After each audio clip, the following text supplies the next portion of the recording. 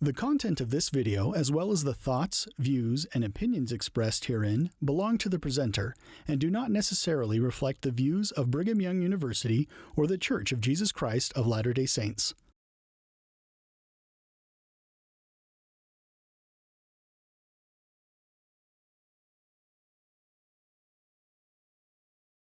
Now, the standard explanation today of all this misunderstanding that's been going on between the Nephites and the Lamanites and the Zoramites and the Gadiantons and all the rest of them, we would say, piously, is a lack of communication, wouldn't we? They certainly aren't communicating, and so here we have a masterpiece of communication. This third chapter of 3rd Nephi is the great letter. It's really a lesson in communication. It's typical of the official communique of our day. It's smooth, it's convincing, it's conciliatory, and totally false, as we will soon find. Laconius, now we see Laconius is not an unlikely name at all to find at this time and place. And Laconius, the governor of the land, gets an epistle from the leader of the other band. He has a good name of Gadianton. Yes, Gadianton was the Nephite captain, and Gadianton, which is a pure Egyptian name. In fact, if you're going to write it in Reformed Egyptian, you would have a very easy time of it to write Gadianton. All you'd have to do was write that. That's all you'd have to do. That's Gadianton.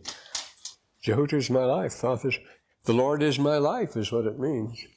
But and here it is. His name's Gadianton. We'll get to him later.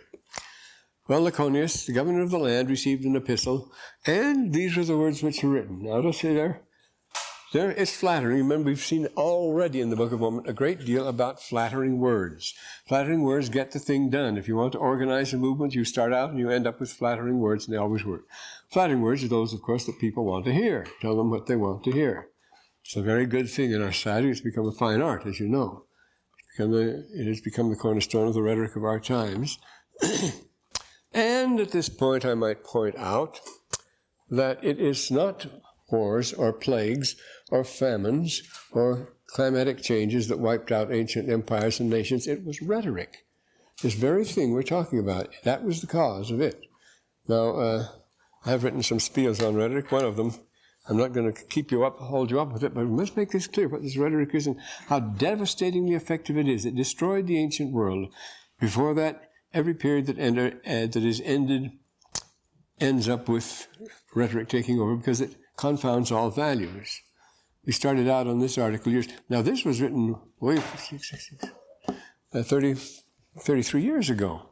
This was written 33 years ago in Berkeley, teaching classical rhetoric, and this is what it does. The ancient civilizations were beset by a feverish preoccupation with rhetoric, which suggests nothing so much as a hopeless alcoholic's devotion to the bottle. It destroyed them. Everywhere, the ancients give us to understand that rhetoric, you can call it TV if you want, is their poison, that it's ruining their capacity to work and think, that it disgusts and wearies them, and that they cannot let it alone because it pays too well, and having destroyed everything else, is all that they have of remembered glory. That sounds like an extreme statement, yet we go on here, and how the art of rhetoric was founded.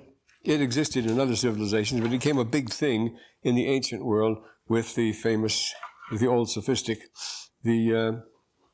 with Gorgias and Protagoras. Well, Protagoras is a famous one. He starts it out. He starts the school. Gorgias did. These are both dialogues of Plato. They were friends of Socrates, and Socrates denounces them, what they're doing, as the most dangerous thing in the world, and it does have that effect, too. The charge is that he's turning the charge that Gorgias, his friend, our word gorgeous comes from that too, because of his gorgeous style. Gorgias is A-S because it's a Dorian name. He charges his friend Gorgias because he's founded the first rhetoric school. It's paying off enormously. He's turning out lawyers and businessmen by the scads, and these things begin to spread everywhere. These schools are spreading everywhere, and before you know it, there's nothing else. By mixing rhetoric with philosophy, he turned it to sophistry, for which offense Plato takes him grimly to task. The charge is that he's turning his talents for honest search for truth to the business of cultivating appearances. That is exactly what his teacher Empedocles whom the younger Aristotle calls the inventor of rhetoric, has done. Fretting like Dr. Faustus, remember in the beginning of Faust, at the limitations of the mind, despairing at ever arriving at truth the hard way. There's just too much to be done in the short span of human life. So Empedocles decides he found satisfaction pretending before the public that he had already achieved knowledge and power. And he says, that's just as good as having it. You have the same effect, you have the same satisfaction. Pretend you have learned the art of pretending. That will do it. He became the most magnificent of quacks, the father of a long line of skillful impostors. Well, you've all read the poem Empedocles on Etna and so forth. So we have the three big names here. We could start out with them with Gorgias, Protagoras, and Empedocles. And Gorgias wrote three famous books. One was to prove that nothing exists. The second was to prove that if it did exist, you couldn't know it. The third was that if you did know it, you couldn't prove it to anybody else. And so having settled that matter, he cultivated a new and wonderful art in finding success the easy way. He worked out a technique, says Philostratus, which enabled him to speak offhand on any and all subjects and to prove or disprove any point on demand. This is the skill of the rhetorician, you see, of the journalist and so forth, thereby bringing against himself the shocked and scandalized charge of making the worse appear the better reason. That shocked everybody, but you can do it. You can make any reason appear the best. Traveling everywhere, he proved to the world that nothing can stand up against the art of rhetoric. That's a quotation.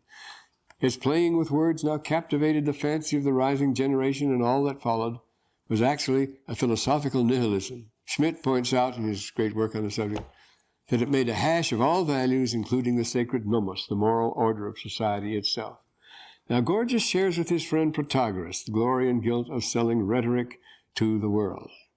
Protagoras concluded that he was wasting his time trying to sound the secrets of the universe in a short lifetime, burned his books in the marketplace, and turned to teaching rhetoric, achieving the immortal fame of being the first man ever to make 100 minas at the trade, $1 million doing it.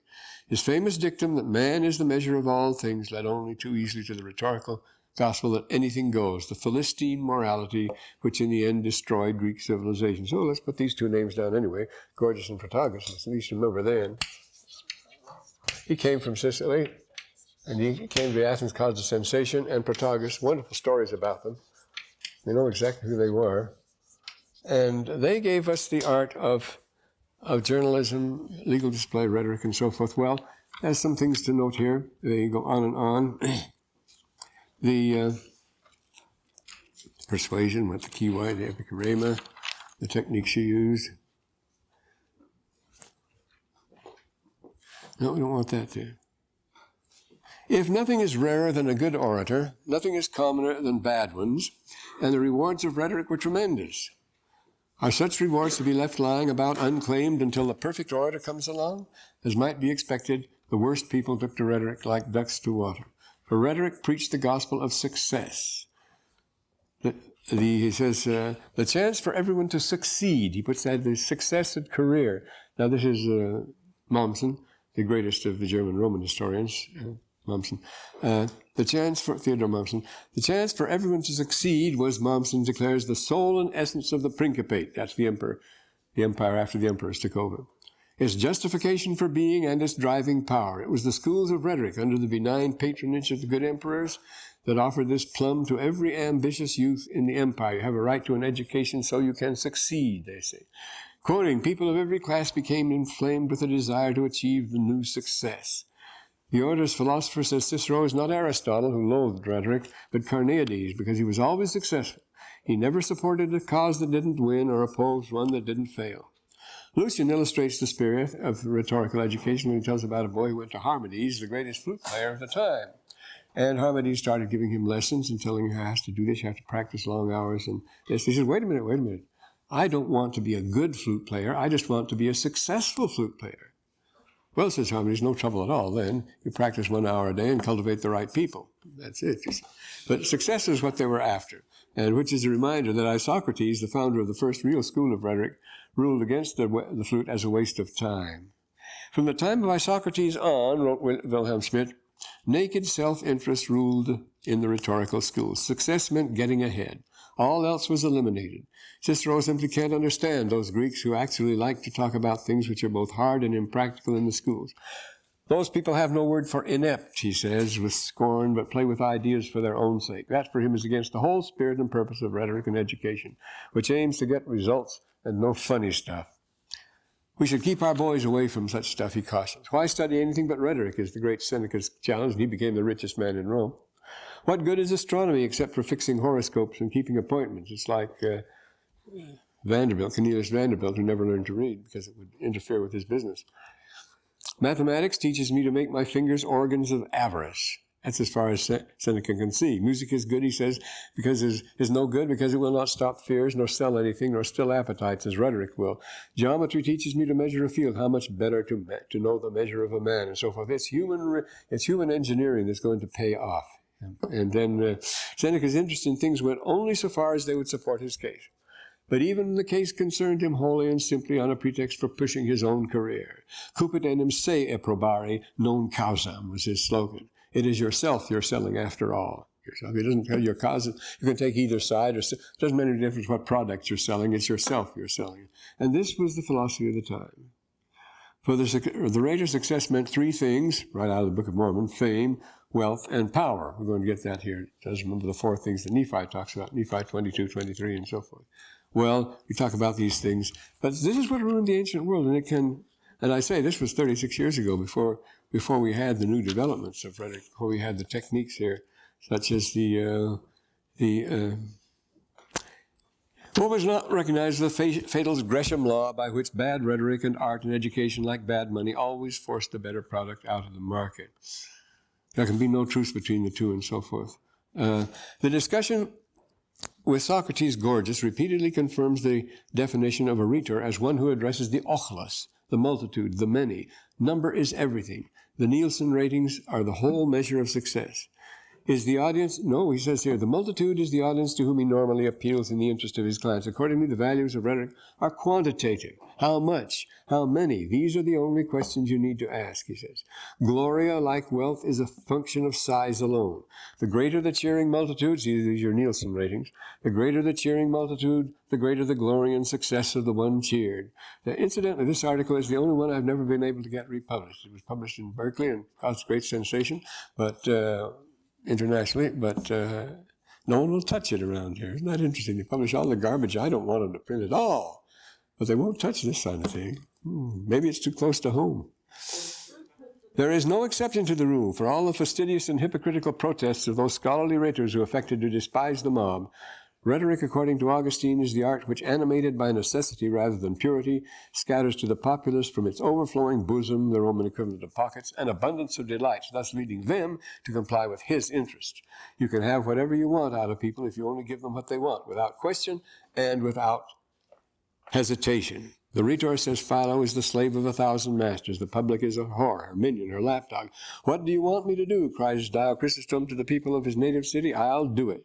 And so it is. Give them anything they want, and that's what we want to find. And the orator must stoop to conquer, and a quick and frightening rebuke awaits him if he doesn't stoop low enough. For all his toadying, Dio was banished for being unsociable. Libanius to clear himself of the same terrible charge, and Apuleius was investigated time and time again because he was suspected of being an introvert. Go easy on philosophy, Cicero advises. Don't talk over people's heads. They don't like orators who make them feel stupid. Best keep your books at home for your private leisure. You can see the direction everything is going in here. Everything must be, we're quoting again here, everything must be accommodated to the common judgment and popular intelligence. For the rhetor sells to everybody. To finding out exactly what the people want, the hardest part of the rhetor's work, the secret of his success, was the canvas or survey. Well, this is your poll, you see. The careful trial and error game of empiria. Quote, to pick out just those things that appeal most to listeners and not only delight them, but entertain them without ever tiring them. Yeah, this is what Brother Wirthlin does. He finds out what people want, and that's what the party gives them, you see, because that will get you elected. Whether it's our policy or not has nothing to do with it. If they want that, that will be our policy. Well, once you have that, he says, the rest is easy. Simply scratch and tickle the ears of those who want to be tickled, taking care never to speak harshly to them, and so it goes. The landslide of vulgarization once started could not be stopped. I say it's just like TV. It all goes in one direction. Good men were intimidated and banished from their cities by mobs who could always count on finding orators who would never contradict them. Society reserving its richest rewards for those who could justify, condone them, condone and confirm its vices. Even a strong-minded emperor tried to stem the tide, like Marcus Aurelius, could wreck his cause by refusing to play along with the showbread city crowds and even risk his person if he dared to talk back to them. The orating bishop who tried to introduce a fancy word or new idea into his sermon might find an angry congregation shouting back at him or even have a riot on his hands. There's only one thing to do, as St. Augustine observes: don't fight the stream. O vi tibi flumen moris humani quid resistus tibi. Oh, woe thou tide of human custom, who can possibly resist you? You have to go along with the current and so forth. McGiffert writes of the saint, he was instinctively conformist, could never be quite happy unless the majority agreed with him. What society as a whole believes, says St. Augustine, that in the Doctrina Christiana, what society as a whole believes, that we also believe, and without an inkling of a doubt, even though there's not the slightest evidence that it's true. But if everybody believes it, we believe it. And so that's the way people went. Rhetoric didn't more than bow before the storm. It worked hard to create and intensify it, beginning with first political speakers who systematically debauched the people for their boasts. Well, we go into that sort of thing then. Encouraged by the state to avoid serious thinking, the crowd became under the leadership of experts, not revolutionary, but radical but stoutly conservative, fond of rough house but mushily sentimental. In time, they learned even how to exchange spontaneous tears and laughter for the nicety and propriety of organized and directed applause. They had direct applause too. They would lead cheerleaders. The Stasiarch would wave a flag and he'd lead the cheer and they'd all yell together and so forth. And so it goes, these unbridled passions of the spoken word. Well, what did it do? Something. Experts knew exactly what could sell and what would not sell. They had it all at their fingertips. Formulae that could get reaction as quick and predictable as a knee-jerk. Even those who knew how it was done couldn't escape the noose of suaviloquentia, as it was called. The general public didn't have a chance. The raters simply get them drunk, says Lucian, like selling Coke or Pepsi, and go to work on them. Flesh and blood can no more resist the impact of a good tried and tested rhetorical assault than it can take a cool, praising look at the Gorgon's head. You are paralyzed before you know what hit you. A properly trained rhetorician can make his audience clay in his hands, helpless automatons without a mind or will of their own. That was the effect they were after, and that's the effect they got. Well, we go into other things here. And the Book of Mormon is full of this. You get these flattering speakers who lead people this way and that way by the nose, and they're the cause every great movement, every great mischief in the Book of Mormon. It starts out with a person who is a master of many words, who is very clever and cunning knowledge of the language, and who is, above all, expert at flattering speech. With the introduction of the second sophistic, the arts and sciences of the West entered a period of decline from which they were never to recover. At the same time, the school entered on a career of undreamed-of expansion and splendor.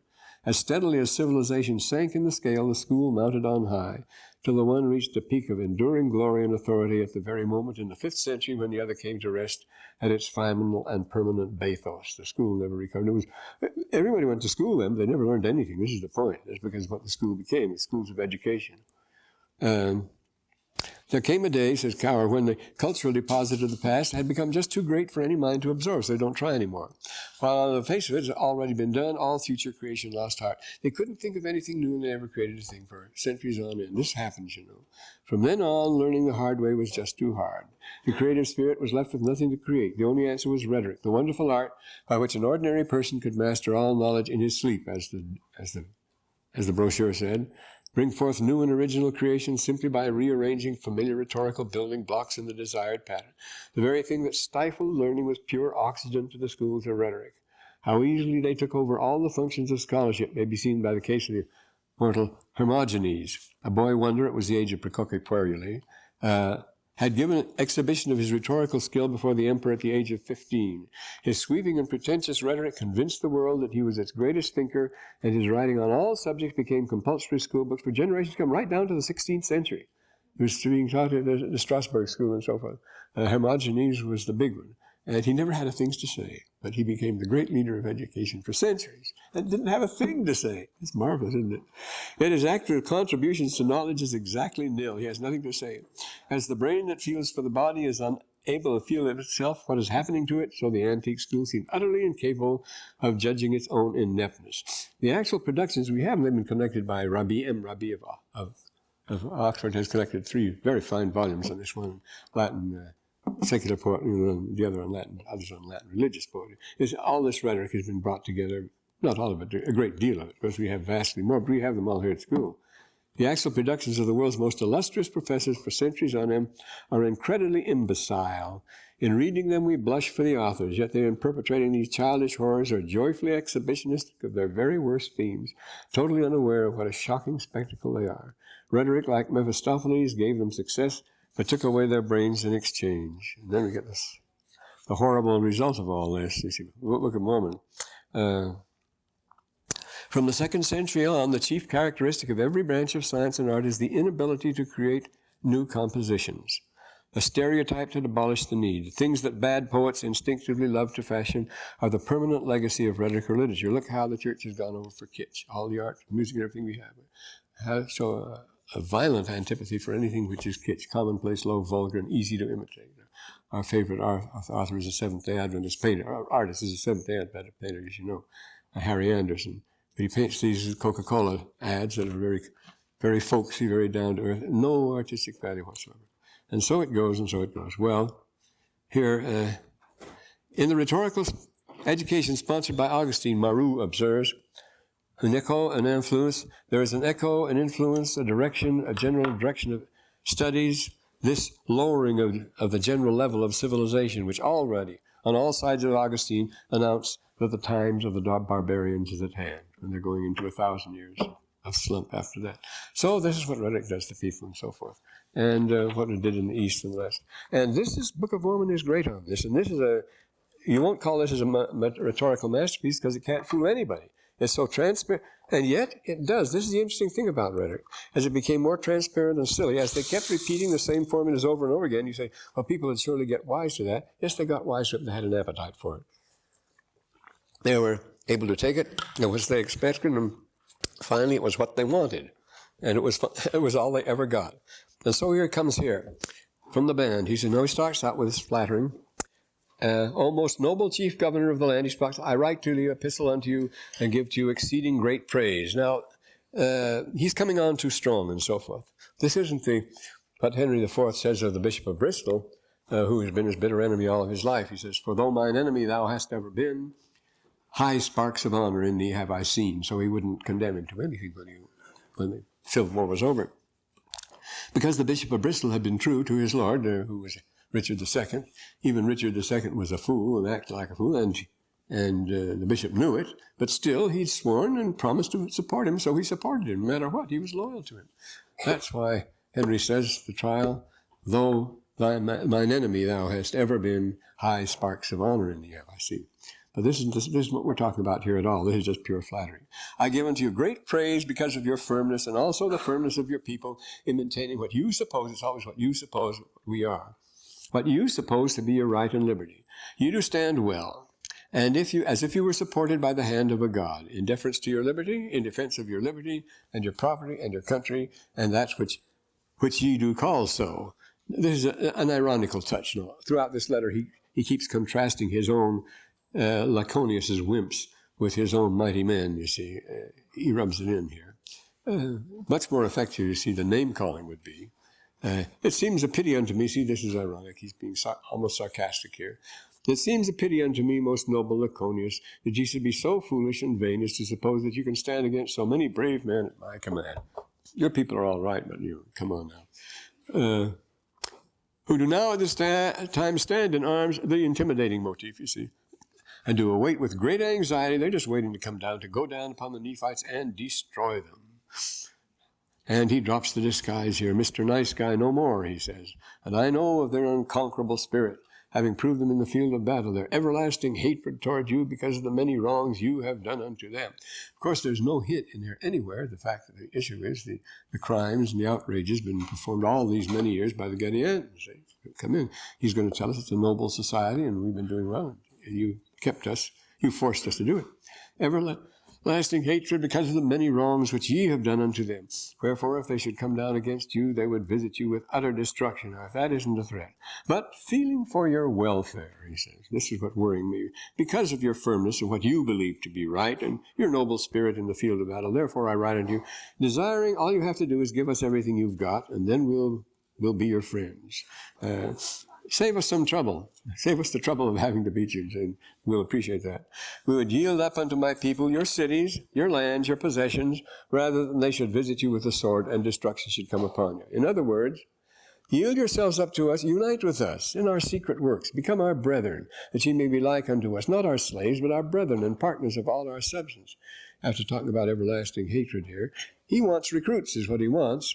Remember, they're being outnumbered. They're having a hard time here. And this is what he's after. They've been using the Zoramites to recruit, as you've seen that. They've been doing it by using the romantic appeal to younger people come down and join the training camps down in the woods or in the canyons where they were doing it. And behold, I swear unto you, if you do this, you shall not be destroyed. But if you will not do this, now, as I say, no longer Mr. Night Guy. Humanity has nothing to do with it. You do it my way, or I swear unto you with an oath on the morrow month, 1 month, he's going to give them 1 month to prepare, you see. I will command that my army shall come down against you, and shall not stay their hands, but shall slay you, and you shall become extinct, another age of extinction. I am Gadianton, that's his name. Had no trouble writing it, that's all he had to write. I am Gadianton, I am the governor of the secret society of Gadianton. Now he starts talking, most secret societies make this claim, that they're ancient, private, and that they're essentially benevolent. That's what he says. We're a benevolent society. We've just suffered wrong. That's all. You've done all the wronging, and we've been your victims. And it's a good the works thereof I know to be good. They are of ancient date. They've been handed down to us. I write epistle to you, Laconius, that you will deliver up your lands without the shedding of blood. See, this will be very nice. Nothing pleased Hitler more than have people just yield without it. He did not want war, but. Germans always enjoy war. But when he got what he wanted, he was Mr. Nice Guy. He was a very sweet person, Hitler was, when he got exactly what he wanted. And this is the beautiful self-image. Hope that you will deliver up your lands to us without the shedding of blood, that my people may recover their rights and their government, which have been descended away from you because of your wickedness in retaining from them their rights and government. It's all our rights and our government they're talking about all the way through. We are the ones. You've taken it all away from us, so you forced us. We're the robbers. We're the real state, and you're not.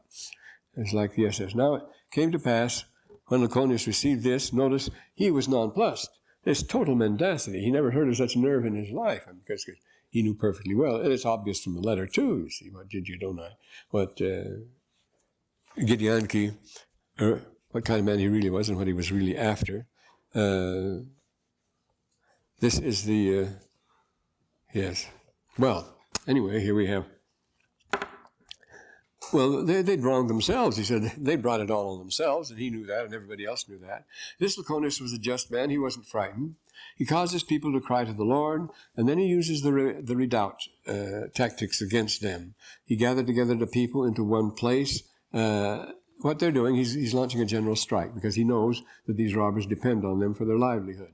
And if they just refuse to produce and have enough to live on, but in order to do that, they must have enough reserve to live on. So they're going to have a general strike, have their reserves, and starve the others out. They're going to win that way. And gather them together, the women and children, flocks and herds and substance, unto one place. He caused that the fortifications should be built round about. This is on the large scale. It's the robbing them of their labors. And he's placed guards round about and so forth. And he said to the people, as the Lord liveth, except you repent of all your iniquities, you are to blame. Are you the good guys? Large-scale crime requires large-scale cooperation. This is what happens. We've been told many times the mafia or the Medellin couldn't survive a month if they didn't have cooperation in city and town governments throughout the country. They had cooperation everywhere. I mean, they couldn't carry on their own. Any lawman will tell you that. They'd fold up almost instantly. But it has to take massive cooperation for large-spread crime to thrive, as it thrives in this country today. So many people cooperating, so many people on the take. Who knows, you might innocently be on the take even without knowing it, as far as that goes, once these meshes spread out. But he says, except you repent of all your iniquities, you're not going to win out here. The Lord will in no wise be delivered out of the hands of those Gadianton robbers. And so great and marvelous were the words and prophecies of Laconius that they did cause fear. He made them afraid. The chiefest among the other captains was Gadianton. Well, now there's another of these Egyptian names. This is a more elaborate one, Gadianton versus Gadianton. Such likenesses are period names. They're common. You notice Gadianton and Gadianton sound alike. You find at particular periods in the Book of Mormon, the names sound alike, as they do in ancient times. You remember in the 5th century, everybody was called Constans or Constantius or Constantinus, or all variations on Constant. Then there was 3 rivals: Maximum, Maximianus, Maxim, Maximianus, and Maximus, all different rivals. There were Valentinians and Valens, and there was Galerius and Gallienus, and emperors at the same time. You see, everybody would sort of share the same names, these twinning of names. But these 2 names are very much alike anyway. Well, the chief captains, they had the spirit of revelation, and they were devoid of military ambition. This Gadianton was a great prophet, and he was also the chief judge. Very different social organization from ours, you see. The people said to Gadianton, "Pray unto the Lord and let us go up and destroy them now," because they had faith in Gadianton. But he said, "No, nothing doing. That is not the way we do it," he says. "We're not going to make any preemptive strikes or any search and destroy or anything like that. If we do that, we'll get badly beaten." Clausewitz is right all the time. The defense is always the strongest position to take in war.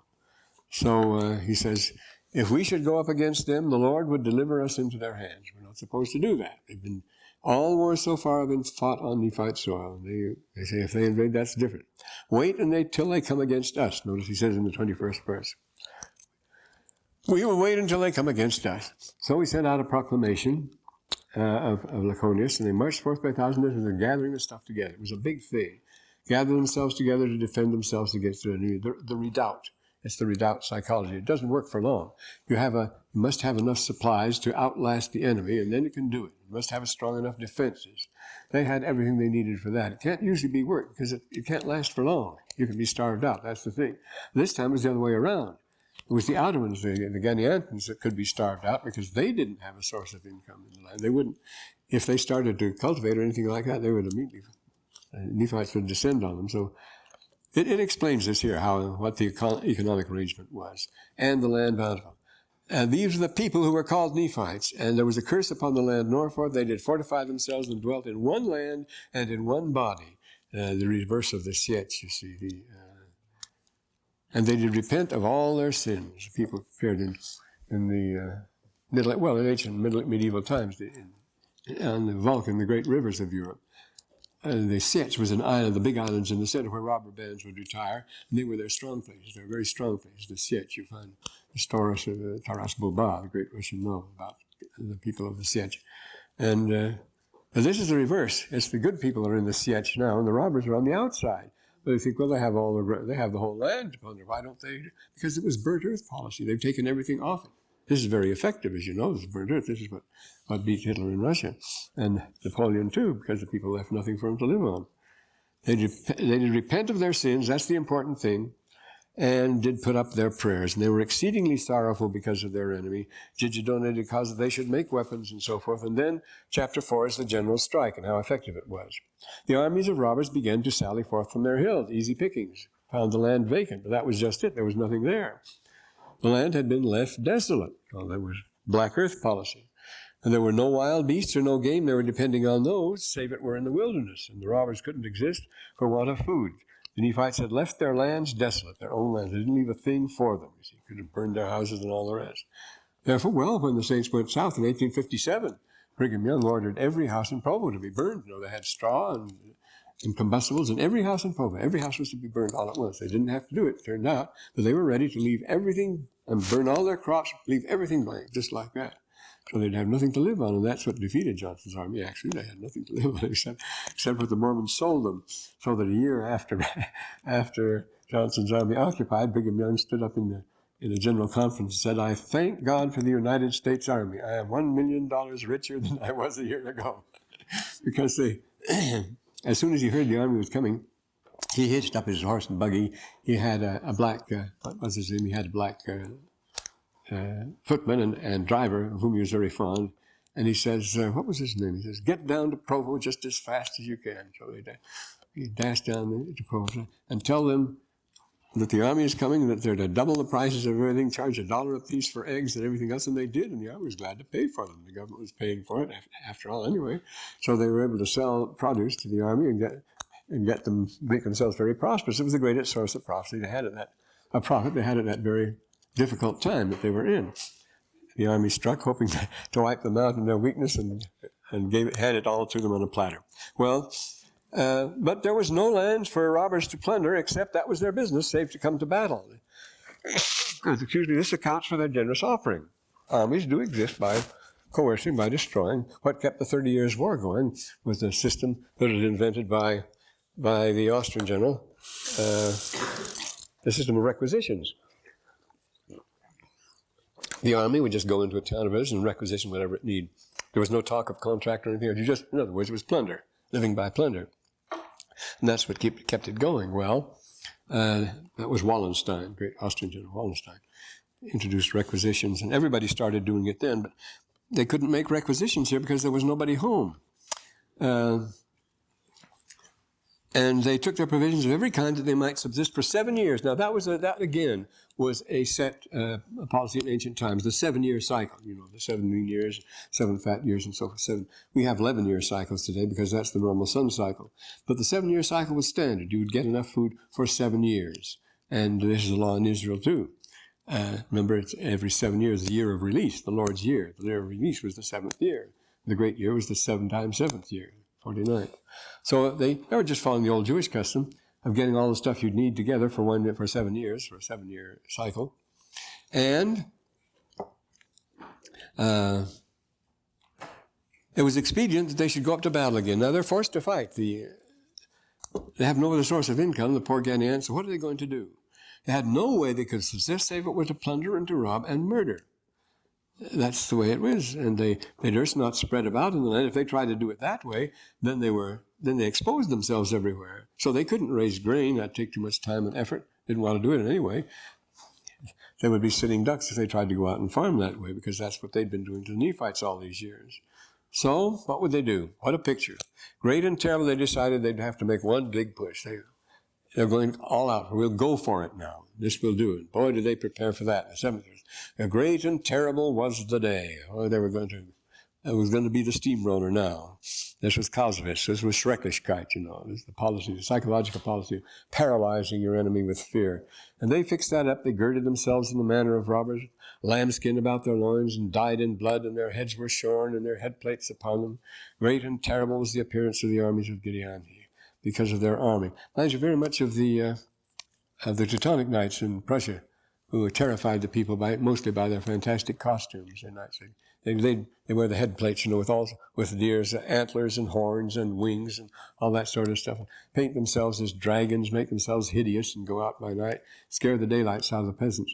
This psychological effect was very important in the Middle Ages, to make yourself utterly hideous, and then put a defiant device on your shield, defying all other persons. I think the best device would simply be put "you're another" on yours, Then dyed in blood, their heads were shorn, and their head plates.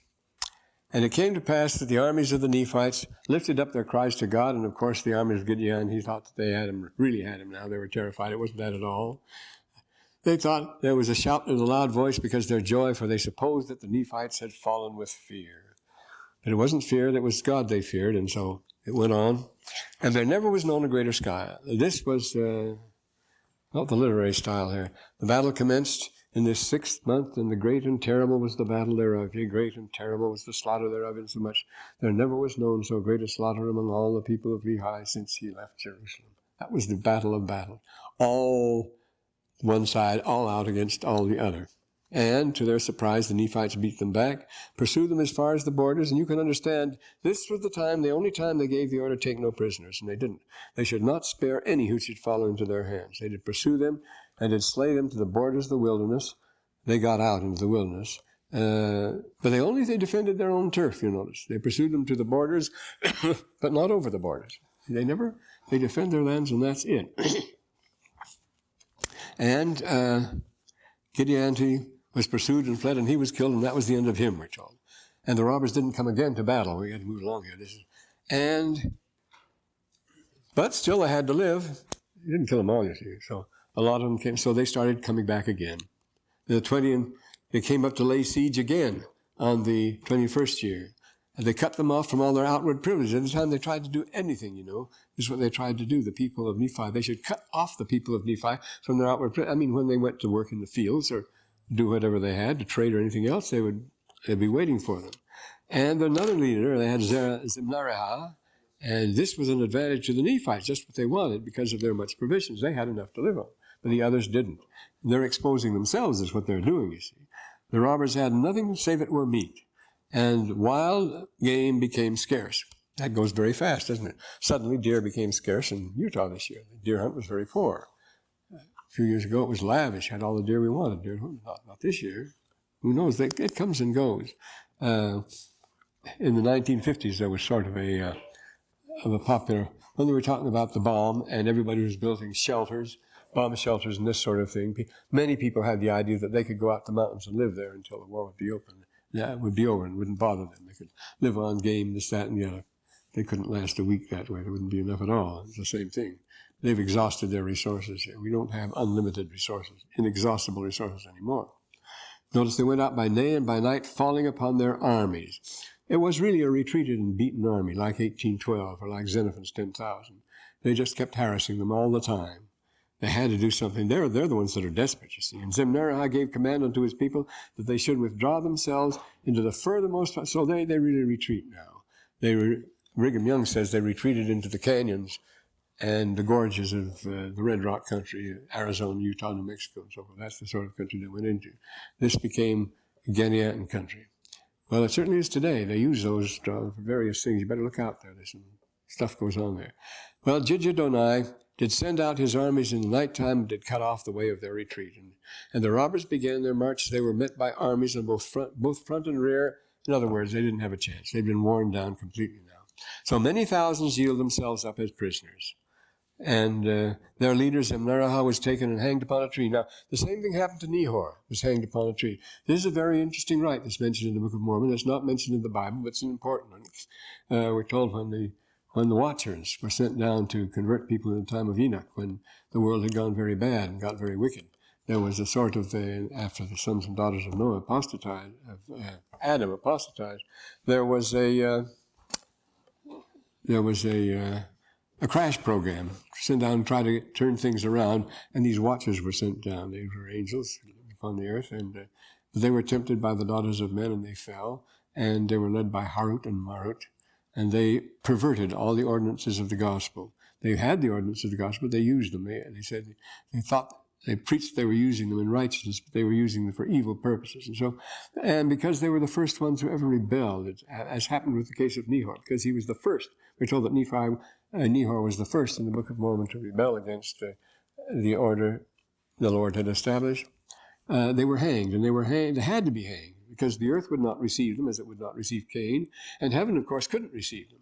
So Harut and Marut, to this day, and this is in the Quran, are suspended between heaven and earth, hanging there because the heaven wouldn't have them, the earth wouldn't have them, and until the day of judgment comes, they have no place. They just have to be suspended there. And then, of course, we can't even blight the air. And then the tree here is cut down because it was hanged upon a tree. And this becomes an ordinance. This whole thing is an ordinance here. They felled the tree and cried with a loud voice, saying, and then this is a chant, which they were all led by a Stasiarch, you see.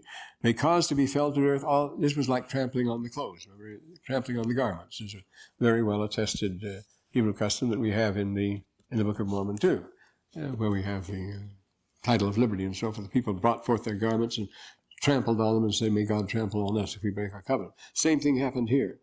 May he cause to be felled to earth all those who shall seek to slay them because of power and secret combinations, even as this man hath been felled to earth. It was the old Hebrew custom, you see, that Jonathan Z. Smith has written about.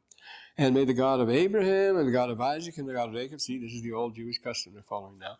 The God of Abraham, God of Isaac, and the God of, they're reciting a formula, protect this people in righteousness so long as they shall call upon the name of their God for protection.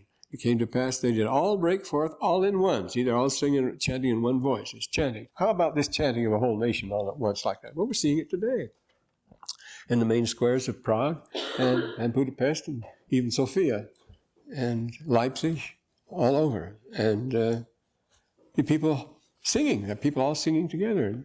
In Prague the other day, all sang the national anthem together, and they chant these things. So it's a case of the whole nation coming together, celebrating a new liberty, a new freedom, and they all chant together. And here we have it in the Book of Mormon, finally catching up with us. See? We're finally catching up with the Book of Mormon, we might say. These things that sound so strange and distant to us actually happen. And they're happening here, you see, when it says that all the people did rejoice, saying with one voice. They did break forth in one voice, singing and praising their God for the great thing he had done in preserving them from the hands of their enemies. Their hearts were swollen with joy when God had delivered them because of their repentance. Well, we're seeing something akin to that in the world today, though. Whoever dreamed 2 years ago anyone would see such a thing actually happen? Well, now we come to a happy part here. Now, everybody converted. You say, this is going to be wonderful now. Everything is going to go well from now on. And of course, if we know the Book of Mormon, we'll say, don't fool yourself. Or if you know human nature. There was not a living soul among all the people of the Nephites who did doubt in the least the words of the holy prophets. Now, that's complete conversion. It's like the celebration of Salamis, isn't it? A magnificent affair. All the holy prophets who had spoken. And they knew that it must be expedient that Christ had come. They had already had the signs. Therefore, they did forsake all their sins. Now, this is going to be a happy state. Any bets? How long is this going to last? You see? Are you going to be willing to place any bets on this? Well, 6 years is the outside limit. Within 6 years, they were wicked people. It's pretty good. Hang on for 6 years. Forsake all their sins. They took all what you see. They didn't kill all the prisoners, by any means. You see, and they'd taken all the robber prisoners, and they caused the word of God to be preached, and they were rehabilitated, in other words, and they gave them lands, and they were set at liberty. The fourth, see, this is what they did to those terrible robbers. They preached the gospel to them, set them at liberty, and as many as were found breathing out threatenings against the brethren who hadn't laid down their arms, the unreconstructed rebels here, they were dealt with punished according to the law. I've not told us what it is here, that they weren't given the same satisfaction. But anyone who wanted to come around, this is fine. And they gave them lands to settle on. Then there's a count of the record here. The things that happened. Now, these are great times. This book can't contain 100th part of what was done among so many people in the space of 20 and 25 years. This is the 25-year period now. But there are records, a true account given by Nephi. I make a record on the plates which I made with my own hand, and this record is by Mormon. See, this is made after it's all over.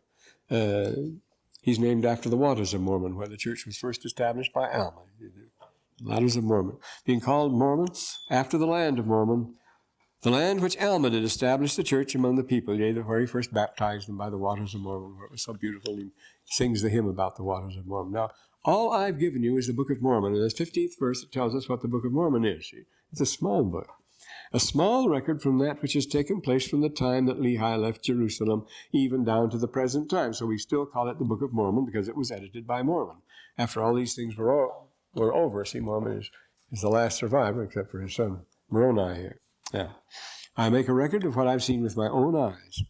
And according to our language, there are things which, according to our language, we can't write. Now, how is it possible there could be something you couldn't write because of your language, that your language wouldn't lend itself to writing like this? I don't think English would lend itself to writing like that. I don't think it would at all. Gadianton, I am Moroni. Notice, there's a very interesting note on race here. I am Moroni and a pure descendant of Lehi. Well, I thought everybody were descendants of Lehi. Oh, no, not by any means. It's something to boast about, to be a pure descendant of Lehi. Everything is all mixed up by now. Blood of dozens of stocks. So when he says he's a pure descendant of Nephi, there's a reason for saying that, and it's a kind of boast. He's proud of that.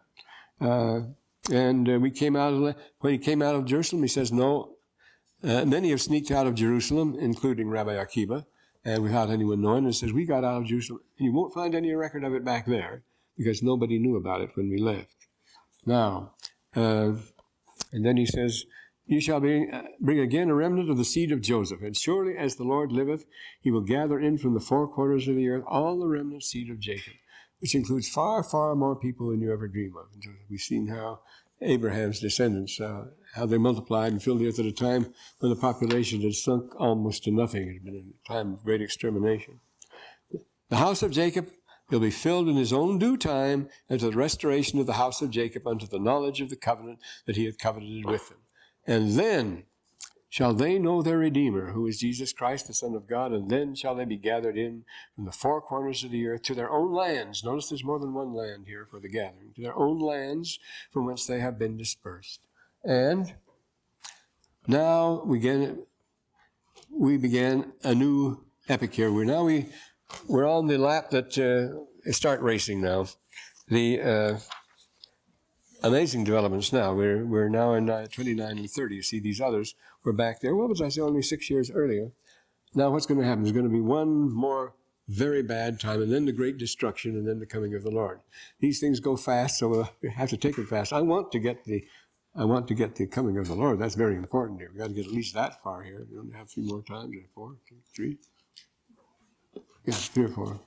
I'll figure that out soon enough.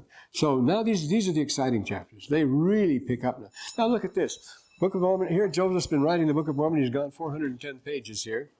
And he's kept up a pretty good pace. He's got every idea you could think of, all sorts of preaching sins, everything. He's given us a pageant of a civilization, everything. But now comes the exhausting. What can he do to top this? This is a hard act to follow. What can he possibly say after that?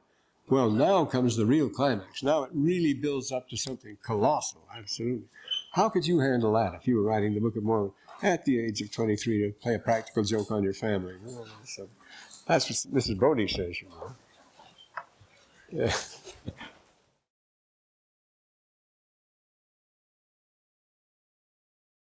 There you go, right. No, you think about this, yes.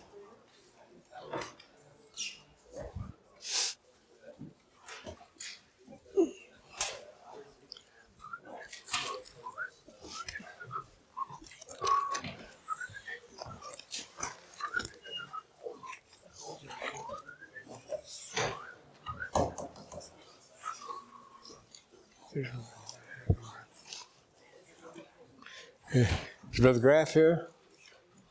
Brother Graff? Brother Fust? Brother Fust? Mr. Fisher? Yeah, we're just on the F's right now. Brother Evans? V. Evans, Valiant? You're V. Evans, Valiant Evans, is that your name? Vale? Oh, Daniel Evans, I see, yes. Well, good enough. Yeah.